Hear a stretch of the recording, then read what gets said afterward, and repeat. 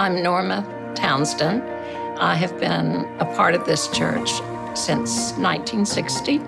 It was in the summer of 1960 that my husband and I found Westridge Hills Church at 55th Place and Lynn.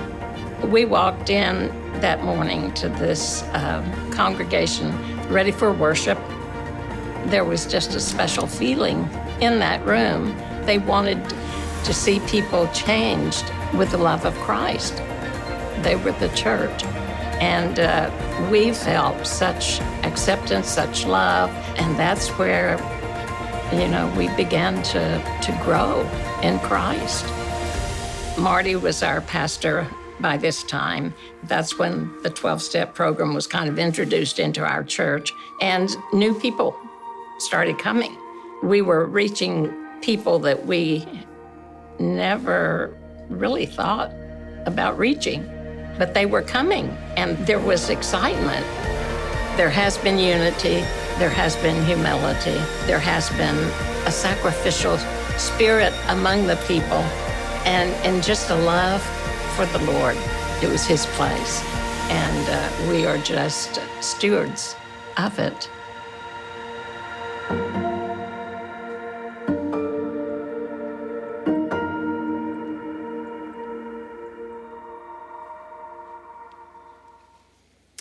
Well, didn't you just love those pictures of me from 40 years ago?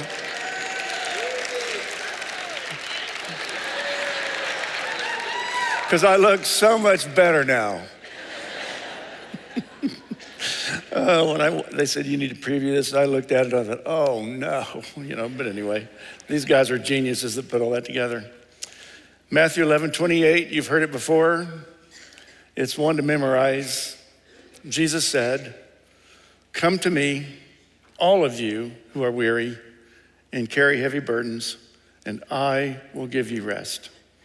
I'm sure if I were to ask, if you'd raise your hand if you've ever been weary and carrying heavy burdens, most everybody, if we're honest, we'd all raise our hands. And now I want to know, how many people might you know that is weary or carrying heavy burdens? Are you praying for them? Are you looking for a way to possibly give them some hope and help carry and unload that heavy burden? We're going to start a new series today, and John Ortberg will be with us next Sunday with a brand new book out called Steps. And it's going to be a great week around here, and the next 5-6 weeks, however long it takes, as we go to an old list that was made probably 100 years ago called the 12 Steps. I'll say more about that in just a moment. Sam Shoemaker became the pastor of Calvary Church in New York City in 1925. When Sam became the pastor of the church, he walked the city blocks around the church to see what the community was like. Unfortunately, the previous leadership maybe had some financial troubles for a season, and there were two buildings they had. One was a chapel, and one was called the lodging house, where people could stay if they were in a crisis or in need, or maybe a pastor was coming through and would stay there and speak or something. But both of those buildings, the chapel and the lodging house, are not being used. As Shoemaker walked the blocks around him there in New York City, he noticed there was an area called the Gas House District, an area of immense poverty. Most of the men didn't have jobs. Many of the men stayed drunk most of the time. And Sam wrote in his diary that afternoon these words: "It has always seemed to me that a vital church should be reaching not only the settled working people with homes and families, but also those without any place in society, the homeless, friendless, faithless derelicts who've lost everything. While we work with people of sufficient privilege to find their way into church, what is happening to those in the Gas House District?" And God answered the prayer, and a traveling preacher had come in later that day. He'd never met him, but his name was Henry Hadley. He traveled to speak at churches around the country and beyond. And he came to Sam Shoemaker and said, "I'm ready to settle down in a church. How can I help?" So within a few days, Henry had been hired, and they immediately got to work on the lodging house and the chapel. 60 days later, the chapel and the lodging house were completed, cleaned up, and ready to use again, ready to now serve the community. A few weeks later, they were having services in their restored chapel. They sang a few hymns, and Reverend Hadley shared the story of how he found Jesus Christ. As Hadley finished talking, a man in the audience jumped to his feet and said, "I just want to give thanks for 7 days without drinking." 10 years later, from 1925 to 1935, they kept track of attendance. Every pastor keeps track of attendance. Some pastors make them look a little better than they really are. Not me. 10 years later, they let someone know how many men and women, mainly men at that time, it was a men's ministry, had come to the church, had come to the mission there in the chapel through the week. 210,403. 39,143 came forward for prayer in that 10 years. 147,896 people were given beds, and 228,658 were fed. One of those men, one of those 403,000 was a man who showed up drunk. His name is Bill W. And over time, he sobered up, got his life back on solid ground following Jesus. And Bill and Sam began talking about a way to help other people stop drinking too. Bill W. and Sam Shoemaker and another friend and Pastor Bardwell Smith, along with a few others, embraced the idea that people need a place to be honest in their trials and troubles and thus get well. Bill W. would later sober up and write down 12 steps that he used, 12 things that he did during that time that helped him get sober, thinking, I'll have these in print now where I can give them to other people who are trying to stop drinking. Now, they've gone through many iterations. It wasn't copyrighted, and so there's been a lot of people take 12 steps and turn them into something it was never intended to be. But it's free country and there's no copyright, so people can use them as they wish. But Bill W. meant every word he said when he wrote these down. Bill would get sober, he'd help in the church, and then he would actually write a foreword. Bardwell Smith would write the foreword to Sam's book titled, I Stand by the Door. And this is just further clarity of why I love this Shoemaker guy. To evaluate him by what he was not to miss, let me start over that. This is from Bardwell, and he said this: to evaluate him, Sam, by what he was not is to miss the extraordinariness of what he was. To see him in the light of what he struggled against may be closer to the point.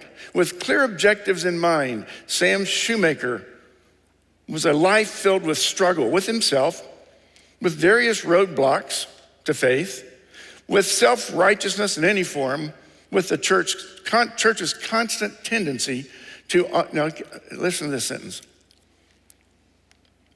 Shoemaker's life was one filled with struggle himself, but with various roadblocks to faith, with self-righteousness in any form, with the church's constant tendency to honor the vessels and ignore the treasure. Churches still do that today. We honor the vessel, but we ignore the treasure that God put in them. This story of Sam Shoemaker continues all the way, for me, to 1985. My parents had gone through a divorce, and Dad was moving to California. He came through Oklahoma City on his way west, and he had one box too many packed into his Toyota. That everything Dad owned in that moment was in that Toyota. And there were 2 boxes in the front seat, or maybe 1 or 2. I know there's 1, but I think there was 2. But he had to get rid of 1 to be able to make the drive, be able to see out of the windows and all that as he drove to California. Dad's driving was terrible when all the windows were good. And So now I can say this now because since he's with Jesus, but we wouldn't let our kids, his grandkids, ride with him in his car. It was, he just, whew. You remember, this is just a side note, which, with a little ADD, you go bing, bing, bing, bing. Remember, have you seen a movie where on the Pacific Coast Highway down in Newport Beach, there used to be this famous sign that said, "Welcome to Laguna Beach." It's in movies. My dad fell asleep on Pacific Coast Highway and took out the famous sign. Demolished it. So, I rest my case. No, kids, you can't ride with Grandpa. You can't get in that car. Mom and Dad had been through a pretty tough divorce. Dad was a pastor of a fairly large church in Ohio, and the news got out quick. And he was coming through Oklahoma City with all his clothes and books and all kinds of things. So it was a perfect time because he left one of his boxes of books with me, and I needed all the books I could get because I had a music business degree, and I did a degree also in religious studies. But I'd never planned to be a pastor, nor was I qualified to be one. And frankly, I'm still not. I'm just living proof that God will use you if you just let him, get out of his way and do what he's telling you to do. So, And I still days I go, what were you thinking? So I was asked to be the pastor of the church. A moment of desperation for sure. So I had one box of books and the bookshelves that went from floor to ceiling, but I had one shelf of books. They were my dad's. And as I opened that box of books, laying on top, with the front of it up, was this book, I Stand by the Door. I'd never heard of it. I'd never heard of Sam Shoemaker. I thought, well, this looks interesting. So I took it home and thumbed through it and read the story, and it was pretty phenomenal to read. I moved into this small pastor study and had my books, and then this one was one, though, that for whatever reason, laying right on top, Dad's name is in it. I thought, I want to see what that's about. I read it. Couldn't stop reading it, couldn't put it down. The Life of Sam Shoemaker.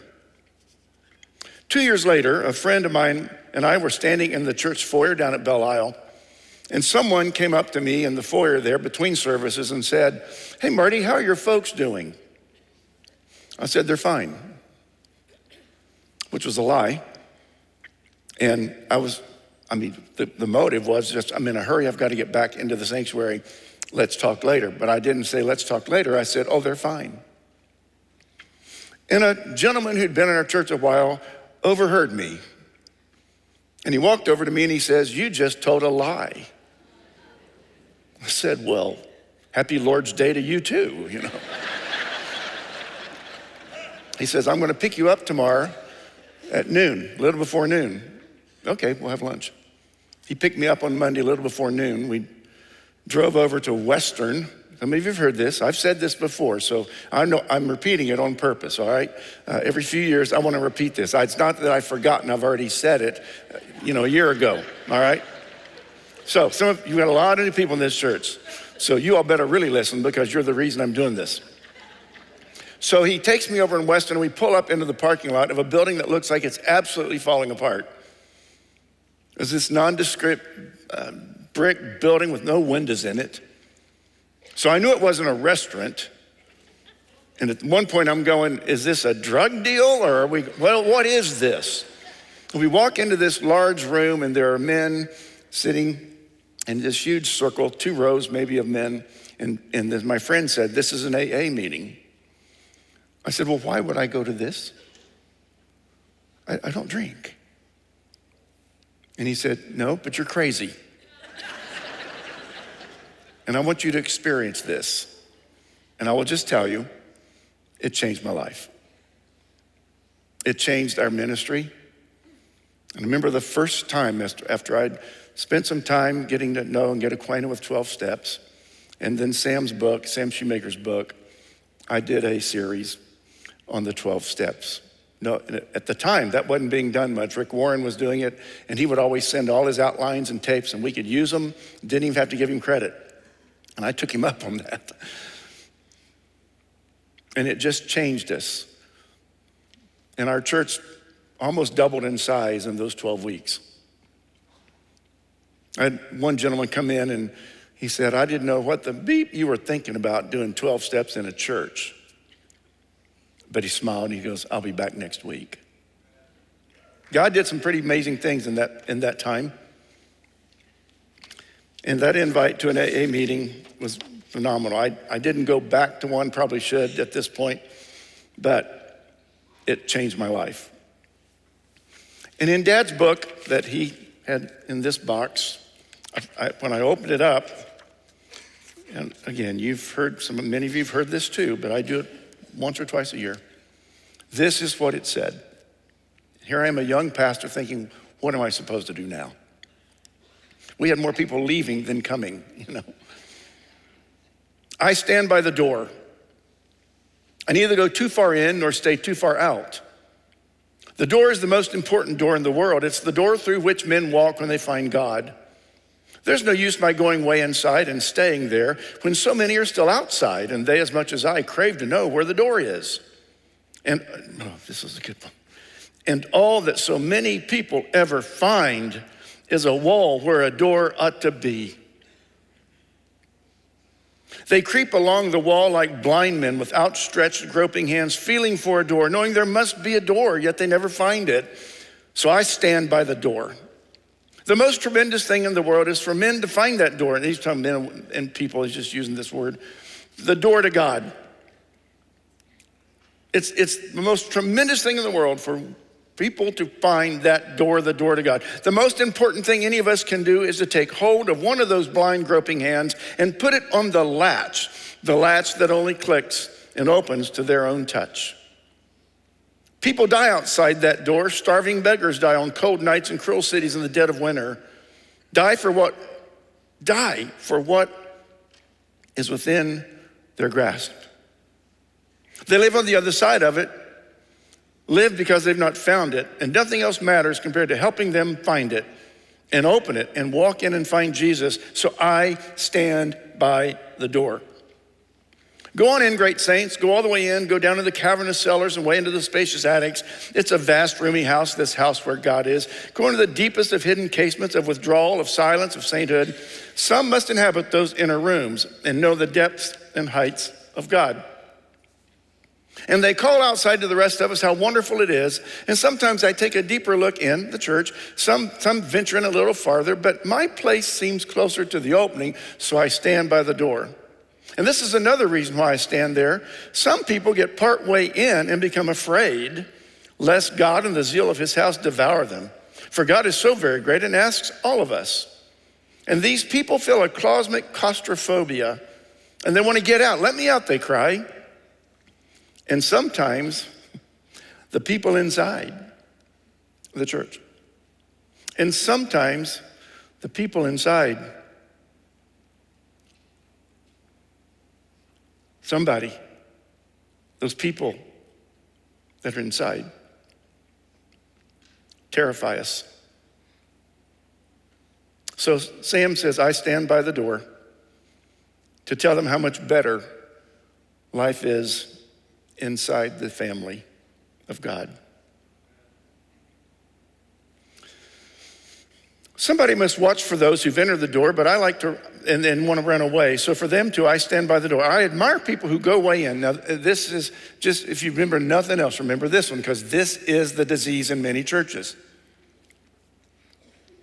I admire people who go way in. I just wish those who go in would not forget how it was before they got in. Then they would be able to help the people who've not even found the door yet. Or the people that want to run away from God. You can go in too deeply into the church and stay too long and forget the people outside the door. But for me, I'll take my old accustomed place near enough to God to hear him and know he's there, but not so far from men as not hear them. And remember, they are there too. Where? Outside the door. Thousands of them, millions of them, but more important for me, one of them, two of them, 10 of them, whose hands I am intended to put on the latch. So I shall stand by the door and wait for those who seek it. I'd rather be a doorkeeper, so I stand by the door. Now imagine, probably my first week or two as a pastor, and I thought, well, that'll preach.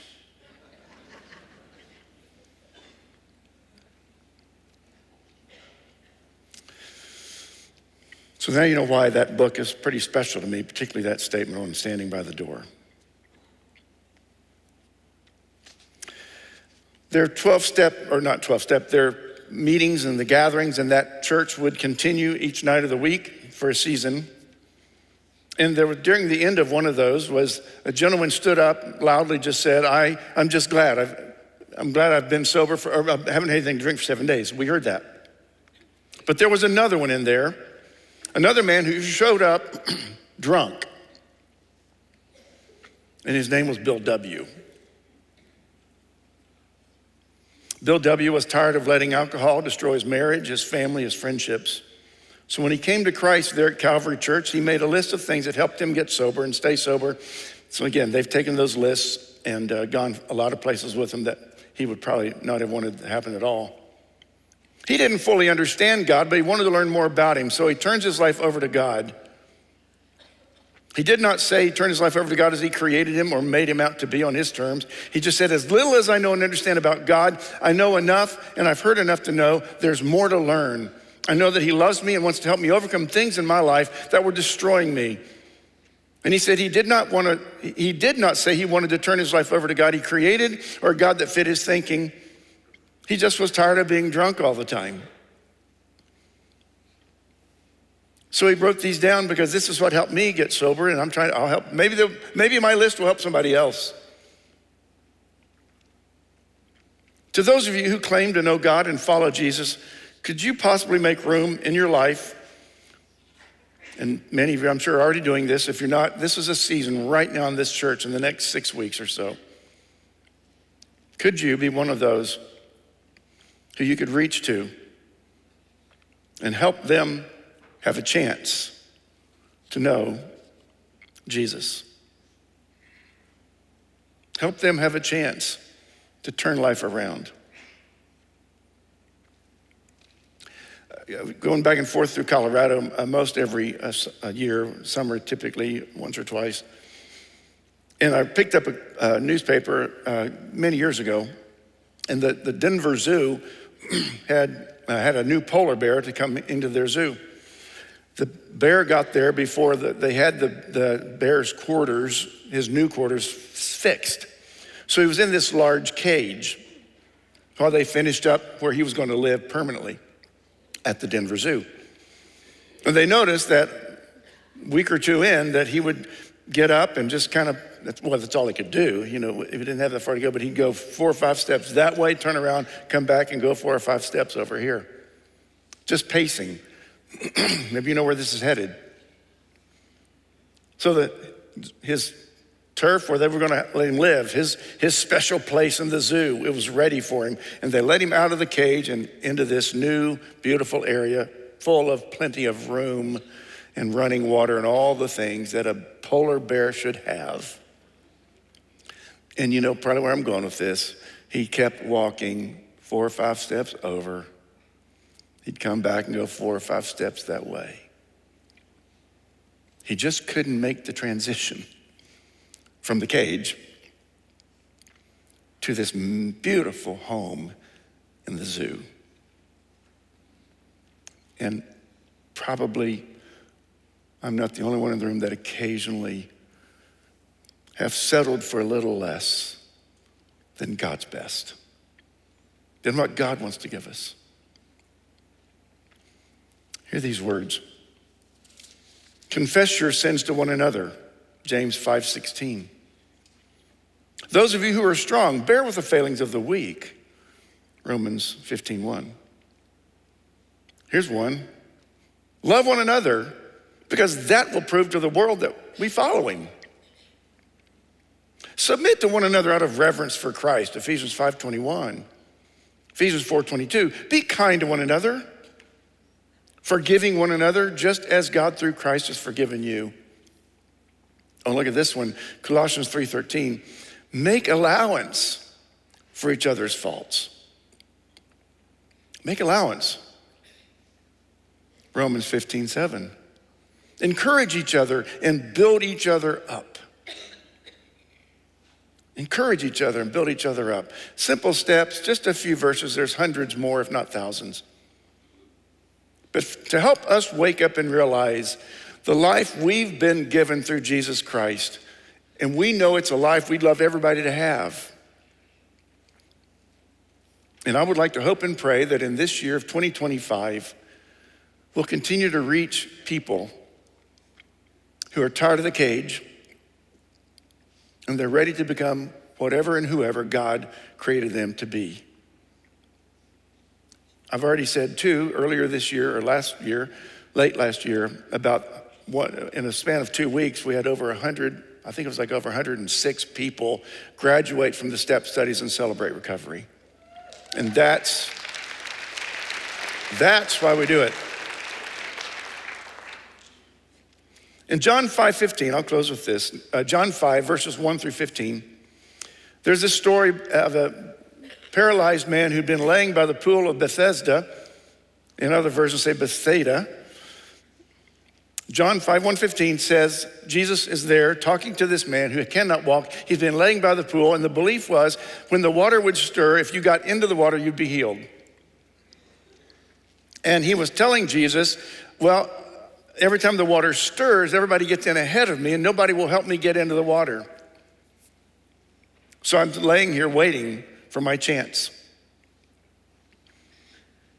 And, as you're reading it years ago when I was reading through this, you would think that Jesus is going to say, oh, let me help you. I will help you get in that water. That's not what he said. He said one of the best questions. It's for all of us. Jesus said to this gentleman, paralyzed, had never walked. Jesus said, do you want to get well?